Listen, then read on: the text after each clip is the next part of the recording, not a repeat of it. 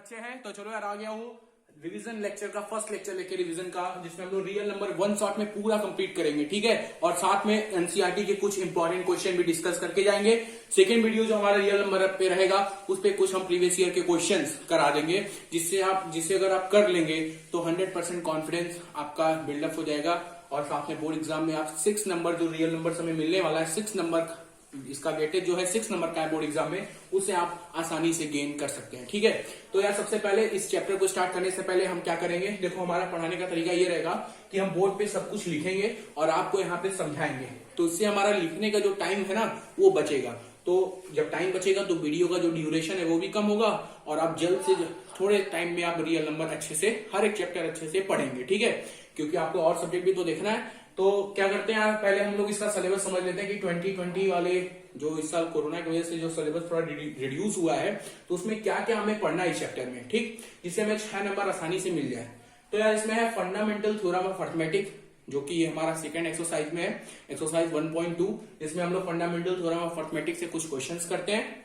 दूसरा है proofs of irrationality, मतलब इरेशनल नंबर को प्रूव करना कि वो इरेशनल नंबर है बाय द कंट्राडिक्शन मेथड। ठीक है, और तीसरा हमारा है terminating and non terminating decimal. ठीक, तो हम लोग 1 by 1 जल्दी जल्दी इसको फंडामेंटल थ्योरम ऑफ अर्थमेटिक पढ़ेंगे, फिर प्रूफ्स पढ़ेंगे इसका, और फिर ये तीनों करके इसी लेक्चर में ये वाला चैप्टर खत्म करेंगे। ठीक है, तो वीडियो को पॉज करिए और ये जल्दी से सिलेबस नोट करिए, जिससे आपको ये पता रहे कि हमें इस चैप्टर में पढ़ना क्या है। चलो जी, तो हम लोग आगे बढ़ते हैं और हमारा अब जो टॉपिक आया है वो है पहला topic fundamental theorem of arithmetic. ठीक है, इसे बस हमें समझना है और अगर आप चाहते हैं तो इसे आप नोट भी कर सकते हैं। ठीक है, तो जल्दी से हम लोग इसे समझेंगे कि यार फंडामेंटल थ्योरम ऑफ अर्थमेटिक हमसे क्या बोलता है और एक्चुअली इससे क्वेश्चन कैसे आते हैं। ठीक है, उसके बाद दूसरा बात हम लोग यहाँ पे समझेंगे how to find HCF and LCM by prime factorization method. ठीक है, ये इसी का थोड़ा सा पार्ट है। ठीक, और ये आप पीछे वाले क्लासों में ना, छोटे क्लासों में पढ़ के आए होंगे, क्लास 8, 7, 6 सब में ये पढ़ाया जाता है। ठीक है, तो ये ज्यादा टफ नहीं है। तो हम लोग पहले इसे समझते हैं क्या है। Every composite number can be expressed या factorized as a product of prime and its factorization is unique। तो सबसे पहले यार हमें कंपोजिट नंबर समझना पड़ेगा, ये कंपोजिट नंबर होता क्या है और ये प्राइम क्या होता है। ठीक है, and its factorization is unique apart from the order in which the prime factor occur। ठीक है, तो सबसे पहले हम लोग कंपोजिट नंबर और प्राइम नंबर समझते हैं। देखो दो तरह के नंबर हैं, कंपोजिट नंबर और प्राइम नंबर। मैं आपको ज्यादा डीप में नहीं पढ़ा रहा क्योंकि आपके पास टाइम नहीं है। ठीक है, मुझे ये रियल नंबर जल्दी से जल्दी कवर करना है और मैं चाहता हूं जो नॉलेज हो वो सफिशियंट हो आपको एनसीईआरटी पढ़ने के लिए। ठीक, तो हल्का सा एक बार समझते हैं प्राइम नंबर। देखो यार प्राइम नंबर क्या होता है, ऐसे नंबर जो केवल अपने आप से डिविजिबल हो और 1 से डिविजिबल हो। आप बता दो कौन कौन से होंगे, जल्दी कमेंट सेक्शन में बताइए कौन कौन से होंगे। 2 होंगे, 3 होंगे, 5 होगा, 7 होगा और 11 होगा, 13 होगा। ये सारे आपके कौन से नंबर हुए, प्राइम नंबर। तो हम इसको लिख लेते हैं, 2 हुआ, 3 हुआ, 5 हुआ, 7 हुआ, 11 हुआ, 13 हुआ। ये सारे आपके कौन से नंबर हैं, प्राइम नंबर। कैसे प्राइम नंबर, मतलब ये ऐसे नंबर हैं जो केवल अपने आप से डिविजिबल होते हैं और 1 से डिविजिबल होते हैं। ठीक है, क्या 2 को आप 3 से काट सकते हैं, क्या नहीं। 3 को आप 2 से काट सकते हैं, 2 के टेबल में 3 आता है, नहीं ना। 7 किसी के टेबल में आता है, नहीं ना, बस 7 के टेबल में आता है और 1 के टेबल में आता है। ठीक है, तो वो नंबर जो अपने आप से डिविजिबल हो और 1 से डिविजिबल हो उन्हें हम बोलते हैं प्राइम नंबर। कंपोजिट नंबर क्या होता है, जस्ट इसी का उल्टा, ऐसे नंबर जो अपने आप से भी डिविजिबल हो और 1 से भी डिविजिबल हो, साथ में किसी और नंबर से भी डिविजिबल हो, मतलब ऐसे नंबर जिसके पास 2 से ज्यादा फैक्टर हो उन्हें हम बोलते हैं कंपोजिट नंबर। जल्दी से आप बताइए एग्जांपल इसका। तो इसका एग्जांपल हो जाएगा 4, 6, 8, 9, 10, 12, 14 एंड सो ऑन। 4 को देखो, 4 1 से भी कटेगा, 4 से भी कटेगा और ये 2 से भी कटेगा, तो इसके पास भी 2 से ज्यादा फैक्टर हुआ ना, इसलिए ये क्या है, कंपोजिट नंबर। 6 को देखो, 1 से भी कटेगा, 3 से भी कटेगा, 6 से भी कटेगा। ठीक है, 8 को देखो, 1 से भी कटेगा, 2 से भी कटेगा, 4 से भी कटेगा और 8 से भी कटेगा। तो ये सारे क्या हो गए, कंपोजिट नंबर। ठीक है, तो मुझे जहां तक लगता है कि आपको प्राइम नंबर और कंपोजिट नंबर अच्छे से समझ में आ गया होगा। ठीक है, नहीं आया तो एक बार वीडियो को फिर से देखिए, जरूर आ जाएगा समझ में। ठीक है, अच्छा जी, अब इसका जो थ्योरम है इसे थोड़ा समझते हैं। ये बोल क्या रहा है, बोला every composite number can be expressed या factorise as a product of prime number. सही बात बोला भाई, बोला सारे कंपोजिट नंबर को हम उनके प्राइम फैक्टर के रूप में लिख सकते हैं। जाहिर सी बात है लिख सकते हैं। जैसे कोई कंपोजिट नंबर उठाते हैं 8, तो 8 को हम लोग अगर लिखना चाहें तो लिख सकते हैं ना 2 इंटू 2। ये 8 को हमने प्राइम नंबर के रूप में लिख दिया कि नहीं? देखो ये भी प्राइम नंबर है, ये सारे प्राइम नंबर है ना, 2 भी तो प्राइम नंबर है। तो वही तो बात बोल रहा है कि सारे कंपोजिट नंबर को हम उसके प्राइम नंबर के प्रोडक्ट में लिख सकते हैं। ये देखो 8 हमारा कंपोजिट नंबर था, इसको हमने प्राइम नंबर के प्रोडक्ट में लिख दिया। एक और देखो 6 क्या है? कंपोजिट नंबर है, इसको भी हम प्राइम नंबर के प्रोडक्ट में लिख सकते हैं। यही बात बोलता है फंडामेंटल थ्योरम ऑफ अर्थमेटिक कि every composite number can be written as a product of their prime factor. ठीक है, एक और देखो 10 को भी लिख सकते हैं 2 इंटू 5। 2 भी प्राइम नंबर, 5 भी प्राइम नंबर, और 10 कैसा है? Composite number. ठीक है, बात समझ में आ गया? क्या बोलता है? सारे कंपोजिट नंबर को हम उसके प्राइम फैक्टर के रूप में लिख सकते हैं। ओके, अच्छा, ये बात हो गई हमारी फंडामेंटल थ्योरम ऑफ अर्थमेटिक। इतना ही बात हमसे वो बोलता है। और एक बात करो, and it's factorisation is unique. अब जैसे देखो 8 का हमने जब फैक्टर किया तो 2 आया। कोई एक और ऐसा नंबर बताओ जिसमें केवल यही तीनों आए। आ सकता है क्या? नहीं ना। जैसे 10 का किया तो 10 में क्या ये तीनों आया? ये 3 आए बस? नहीं, यहाँ पे 2 और 5 आ गया। 6 का किया तो 2 और 3 आ गया। मतलब सबका अगर ध्यान से देखें तो सबका जो प्राइम फैक्टर है वो यूनिक है, अलग अलग है, किसी का सेम नहीं। तो वही बात बोल रहा है कि and it's factorisation is unique but apart from the order in which the prime factor occur. लेकिन इनका ऑर्डर अलग नहीं हो सकता। जैसे कि देखो 8 का अगर हम लोग देखें तो यहाँ पे 2 का पावर 3 आ रहा है ना। 16 का अगर हम देखें तो यहाँ पे भी 2 का पावर 3 आएगा, साथ में एक और 2 आएगा। ठीक है, तो ये आपका जो पावर है ये सब सेम हो सकता है, बट ये जो चीज यहाँ पे वही चीज यहाँ पे भी आ जाए ऐसा पॉसिबल नहीं है। तो यही बोलता है हमारा फंडामेंटल थ्योरम ऑफ अर्थमेटिक। ठीक है, तो यार हमें 6 और 20 का एलसीएम और एचसीएफ बताना है प्राइम फैक्टराइजेशन मेथड से। हम एक ही क्वेश्चन कराएंगे और ये आपको अच्छे से समझ में आ जाएगा, क्योंकि ये बहुत बेसिक लेवल है, बहुत छोटे से क्लासों में इसे पढ़ाया जाता है। लेकिन आपके क्लास में भी आ गया 10th में, तो पढ़ने में क्या दिक्कत है। तो 6 और 20 का हम लोग एचसीएफ और एलसीएम निकालेंगे प्राइम फैक्टराइजेशन मेथड से। ठीक है, तो यार एचसीएफ का मतलब सबको समझ में आता है, हाईएस्ट कॉमन फैक्टर, और एलसीएम का लोएस्ट कॉमन मल्टीपल। ये ज्यादा डीप में समझाने का टाइम नहीं है, इसलिए हम आपको इसे क्वेश्चन जल्दी से समझाते हैं। तो सबसे पहले क्या करेंगे, हम लोग 6 का प्राइम फैक्टर लिखेंगे और 20 का प्राइम फैक्टर लिखेंगे। अब 6 का प्राइम फैक्टर कैसे लिखेंगे, तो क्या करते हैं, एलसीएम निकालने सबको आता है। 2 3 जा 6, 3 1 जा 3। तो यहाँ पे कितना हो गया 2 इंटू 3।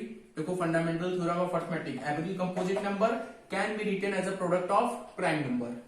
20 को भी इसी तरीके से लिखा जा सकता है। कैसे? 2 10 जा, 2 5 जा, 5 1 जा, कितना गया 2 इंटू 2 इंटू 5। अब देखो जी एचसीएफ कितना होगा, एलसीएम कितना होगा, ध्यान से देखो। एचसीएफ में क्या होगा कि जो इसमें कॉमन मिल रहा है, जो प्राइम नंबर दोनों में कॉमन है उसका लोएस्ट पावर। तो इन दोनों में कॉमन क्या है, 2 है बस, यही 2 कॉमन है, तो यही इसका एचसीएफ हो गया। ठीक है, इसको ऐसे समझो, यहाँ पे 2 के पावर 1 है, 3 के पावर 1, यहाँ पे 2 के पावर 2 है और 5 के पावर 1। तो एचसीएफ में क्या होता है, जो प्राइम नंबर कॉमन मिल रहा है बस उसी को लो और उसका लोएस्ट पावर लो, उसका लोएस्ट पावर लो। ठीक है, तो हमने 2 के पावर 1 को ले लिया, बस बात खत्म। और एलसीएम में क्या होगा, एलसीएम में जो प्राइम नंबर मिल रहा है उसका हाईएस्ट पावर लेना है, जो प्राइम नंबर मिल रहा है उसका हाईएस्ट पावर लेना है। कौन सा, जो प्राइम नंबर दोनों में कॉमन मिल रहा है उसका हाईएस्ट पावर, तो उसका हाईएस्ट पावर ले लिया, प्लस जो नहीं मिला उसे भी ले लो साथ में। तो कौन सा नहीं मिला, ये नहीं मिला और ये नहीं मिला, तो 3 इंटू 5 कितना आ गया 4 3 जा 12, 12 5 जा 60। तो ये आपका आंसर हुआ। ठीक है, एचसीएफ कितना आ गया 2 आ गया और एलसीएम कितना आ गया 60 आ गया। समझ में आया क्या मैंने बोला। एचसीएफ में क्या करना, जो प्राइम नंबर दोनों में कॉमन है उसका लोएस्ट पावर ले लो, बात खत्म। एलसीएम में क्या करना, जो प्राइम नंबर दोनों में कॉमन है उसका हाईएस्ट पावर, और जो कॉमन नहीं मिला उसका भी मल्टीप्लाई। तो ये 5 और 3 कॉमन नहीं मिला था। ठीक है, यहाँ पे 3, यहाँ पे भी 3 नहीं था, यहाँ पे 5 था, यहाँ पे 5 नहीं था, तो इन दोनों को भी हमने आपस में मल्टीप्लाई करके आगे लिख दिया 60 आंसर। ठीक है, तो ये आपका हुआ HCF and LCM by prime factorization method. एक रिजल्ट यहाँ पे है, मैं आपको दिखा सकता हूं। यहाँ पे देखो कि first number LCM into HCF जो होता है इज इक्वल टू होता है first number into second number. आप चेक कर सकते हैं। फर्स्ट नंबर क्या था 6, सेकेंड नंबर 20, कितना आएगा 6 0 2 0, 6 2 12। और यहाँ पे एलसीएम कितना है 2 और एचसीएफ कितना है, एलसीएम कितना है 2, एचसीएफ कितना है 2 और ये 60 है। तो इन दोनों का प्रोडक्ट अगर लिया जाए एलसीएम मल्टीप्लाई एचसीएफ कितना आएगा 120 आएगा। ठीक है, तो यहां से देखो एक फॉर्मूला यहाँ पे बन गया LCM into HCF is equal to first number into second number. ठीक है, शायद 1.2 में मिलेगा, क्वेश्चन नंबर 6 या 5 होगा शायद, तो इसे हम लोग जल्दी से करेंगे। तो यार देखो ऐसा क्वेश्चन अगर बोर्ड में आता है तो हमें क्या करना है, बस 6 को उठाओ और 6 का प्राइम फैक्टर कर लो। 6 का प्राइम फैक्टर जब आप करोगे तो यहाँ पे आपको 2 इंटू 3 मिलेगा। यहाँ पे अगर 5 मिल गया तो ठीक है, अगर 5 नहीं मिला तो ये 0 के साथ एंड नहीं करेगा, एंड का कोई भी वैल्यू हो। ठीक है, तो 6 का अगर हम लोग फैक्टर किए तो 2 इंटू 3 मिला, 5 तो यहाँ पे है ही नहीं। तो अगर 5 नहीं है तो हम लोग बोलेंगे for every value of n या for any value of n the value of 6 के power n is never end with 0। क्यों नहीं करेगा इंड, क्योंकि 6 के फैक्टर में, 6 के प्राइम फैक्टर में 5 इन्वॉल्व नहीं है। ठीक है, ये इन्वॉल्व 5 इन्वॉल्व अगर होता तो ये भी इंड करता, लेकिन इन्वॉल्व नहीं है तो ये इंड नहीं करेगा। वैसे अगर 10 के पावर n होता तो 10 का फैक्टर करोगे तो 2 इंटू 5, 5 आ गया जी, 5 आ गया तो ये n के वैल्यू के लिए जो इसका वैल्यू है ये पूरा ये किसी भी ऐसा नंबर आ जाएगा कि लास्ट में 0 होगा, मतलब 0 के साथ एंड करेगा। ठीक है, तो बस आपको यहाँ पे यही समझना था, बाकी इसमें कुछ है नहीं। और एक और चीज, इसलिए आगे वाला क्वेश्चन है कि वहां पे बहुत सारे नंबर ऐसे आपस में दिए हुए हैं, आपस में बहुत सारे ऐसे नंबर दिए हुए हैं, आपको बताना है कि ये कंपोजिट नंबर है। तो कंपोजिट नंबर को बस आपको पता होना चाहिए क्या होता है कि number having more than 2 factor. तो यहां से अगर 13 को कॉमन लोगे आप तो यहाँ पे आपको मिलेगा 7 इंटू 11 प्लस 1 इंटू 2। तो यहाँ पे 13 भी इसका फैक्टर होगा।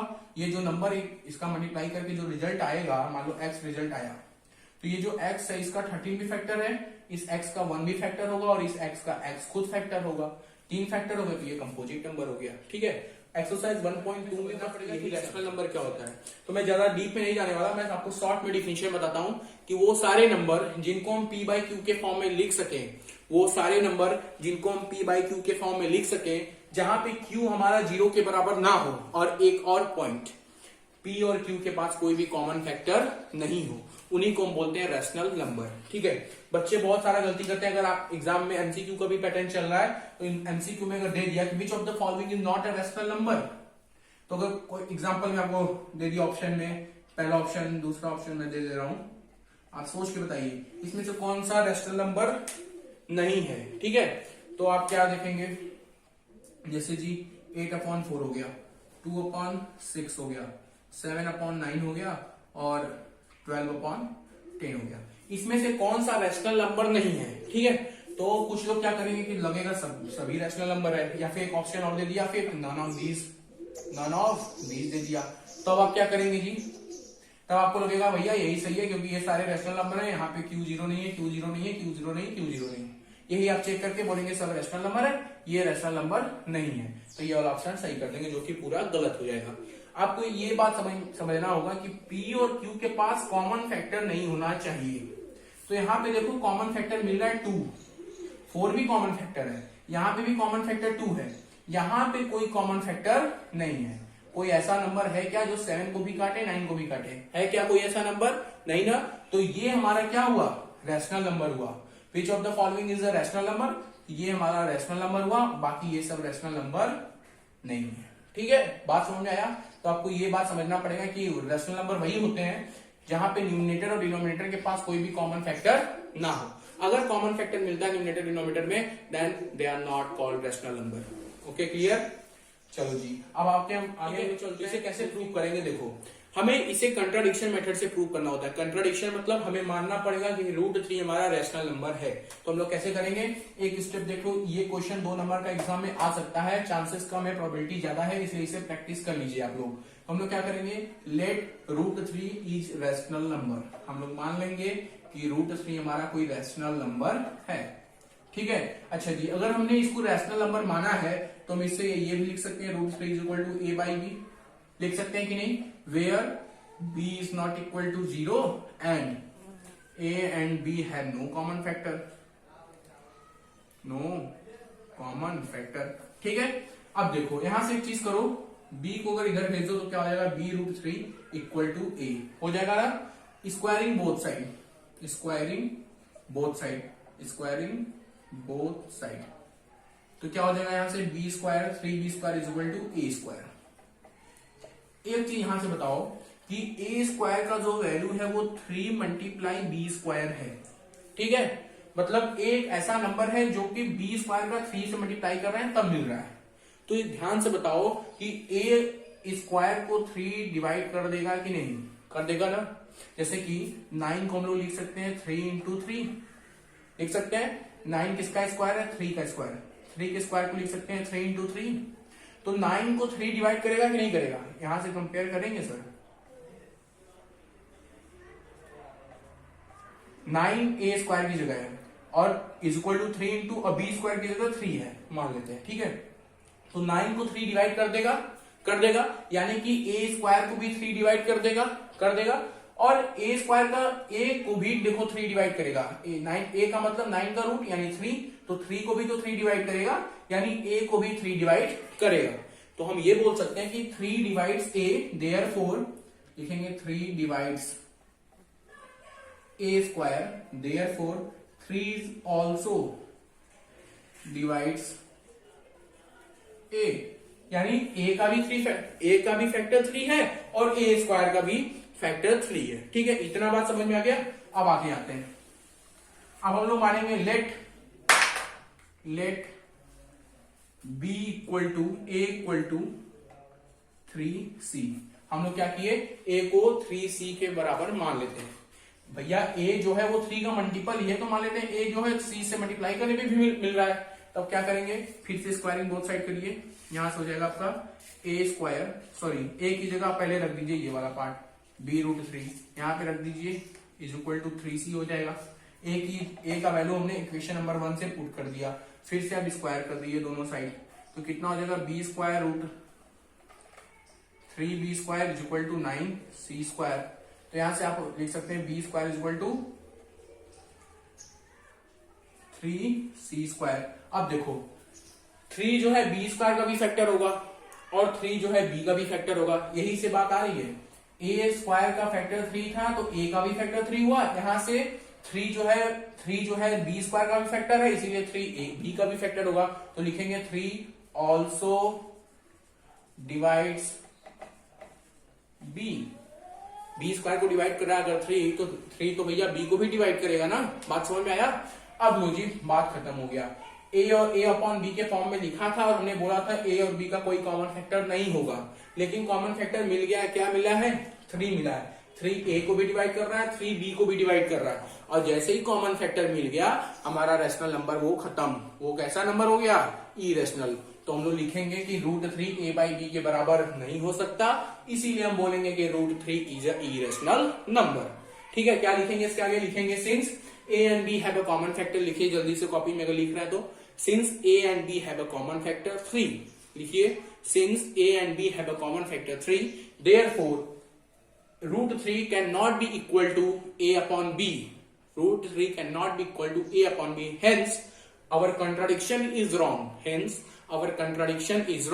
and √3 is a irrational number। ठीक है, आप लोग क्लास वर्क हो गया। होमवर्क में आप लोग क्या करिए, √7 √11 √17 इन तीनों को प्रूव करिए इरेशनल नंबर, ये आपका होमवर्क रहेगा। ठीक है, जल्दी से करिए, वीडियो को पॉज करिए और आगे चलते हैं फिर।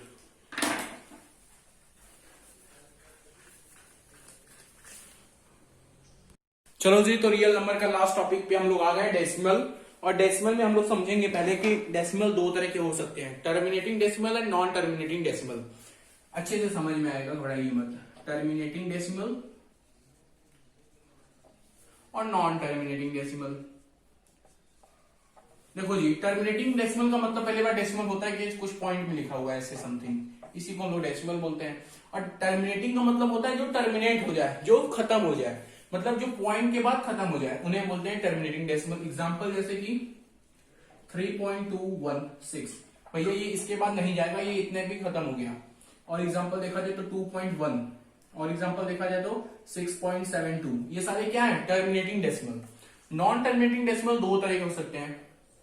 पहली बात, नॉन टर्मिनेटिंग का मतलब होता है क्या, जो पॉइंट के बाद चलते रहे खत्म ही ना हो, उन्हें बोलेंगे नॉन टर्मिनेटिंग डेसिमल।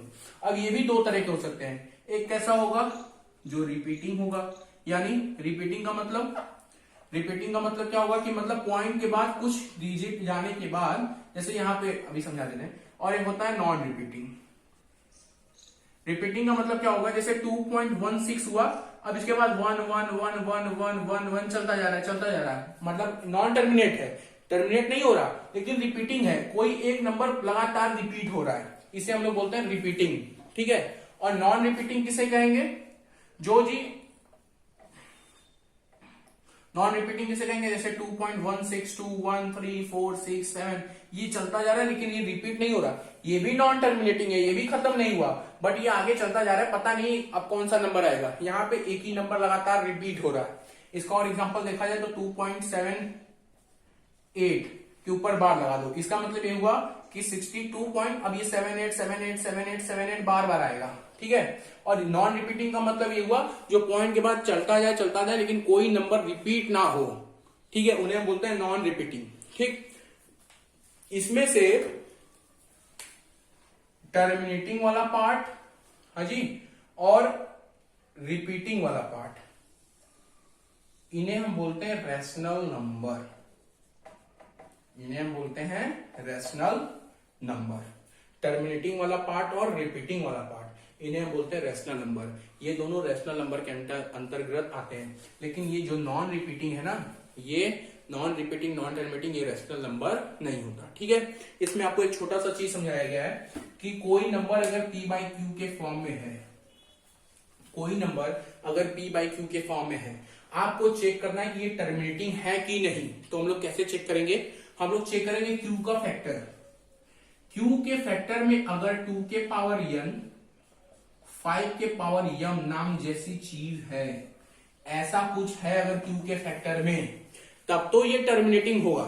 और कितने प्लेस के बाद टर्मिनेट होगा, जो इसका हाईएस्ट पावर होगा। अगर m बड़ा है तो m प्लेस के बाद ये टर्मिनेट हो जाएगा, अगर n बड़ा है तो n प्लेस के बाद ये टर्मिनेट हो जाएगा। तब हम बोलेंगे कि ये कैसा, इसका डेसिमल एक्सपेंशन कैसा होगा, टर्मिनेटिंग होगा। कब बोलेंगे, जब इसके q के फैक्टर में यही दोनों हो। अगर इसके अलावा कुछ और है इसके अलावा अगर, तो इसे हम टर्मिनेटिंग डेसिमल, इसका टर्मिनेटिंग डेसिमल एक्सपेंशन नहीं होगा। ठीक है। और इसे हम इरेशनल नंबर तब बोलेंगे, डेसिमल में निकालेंगे तब। ठीक है, बात समझ में आया। तो इसको जल्दी से लिखते हैं। आप बताओ, जैसे जी 7/10 रैशनल नंबर है, इसको टर्मिनेटिंग डेसिमल होगा कि नॉन टर्मिनेटिंग, कैसे चेक करेंगे, 10 का फैक्टर निकालो, 2 × 5, इसे चेक करो क्या ये 2 के पावर m और 5 के पावर n के फॉर्म में है। हाँ है, यहाँ पे m की वैल्यू 1 है और n की वैल्यू भी 1 है, तो ये कैसा डेसिमल, इसका डेसिमल एक्सपेंशन कैसा होगा, टर्मिनेटिंग होगा। कितने प्लेस के बाद ये टर्मिनेट हो जाएगा, एक प्लेस के बाद टर्मिनेट हो जाएगा। ठीक है, बात समझ में आ गया, कोई दिक्कत नहीं। अच्छा, एक और 6/15, तो 15 का निकालो, 3 × 5, लो जी, यहाँ पे तो 2 है ही नहीं, तो तुरंत समझ जाओ ये कैसा हुआ, नॉन टर्मिनेटिंग हुआ। ठीक, तो ये नॉन टर्मिनेटिंग हो गया। तो ये ऐसा ही क्वेश्चन आपके बोर्ड एग्जाम में आ सकता है, एमसीक्यू में नंबर दे देगा, बोलेगा टर्मिनेटिंग है कि नॉन टर्मिनेटिंग, तो आप उसके डिनोमिनेटर का फैक्टर कर लीजिए। अगर उसका डिनोमिनेटर का फैक्टर कुछ इस फॉर्म में दिख रहा है, इसके अलावा कुछ नहीं होना चाहिए, इसके अलावा कुछ भी नहीं होना चाहिए, बस यही दोनों होने चाहिए, तब तो ये होगा। अच्छा, कुछ लोग बोलेंगे 7/8 टर्मिनेटिंग है कि नॉन टर्मिनेटिंग, कैसे चेक करेंगे, 8 का फैक्टर करो, 2 के पावर 3। कुछ लोग कहेंगे अरे इसमें तो 5 आया ही नहीं, अब क्या बोलेंगे सर, क्या ये नॉन टर्मिनेटिंग है, नहीं, अब भी ये टर्मिनेटिंग है। आप लोग ध्यान से अगर देखेंगे तो यहाँ पे 5 छिपा हुआ है, 5/5 के पावर 0 है ना, 5 के पावर 0। यहाँ पे n की वैल्यू तो 3 है, लेकिन n की वैल्यू कितनी है, 0। कितने प्लेस के बाद टर्मिनेट होगा, 3 प्लेस के बाद। समझ में आ गया। तो ये सारी चीजें हो सकती हैं, लेकिन इनके अलावा कोई और नंबर अगर आ जाए, 7 के पावर 6 आ जाए, 3 के पावर 9 आ जाए, ऐसा कुछ आ जाए, तो वो टर्मिनेटिंग नहीं होगा। बस यही दोनों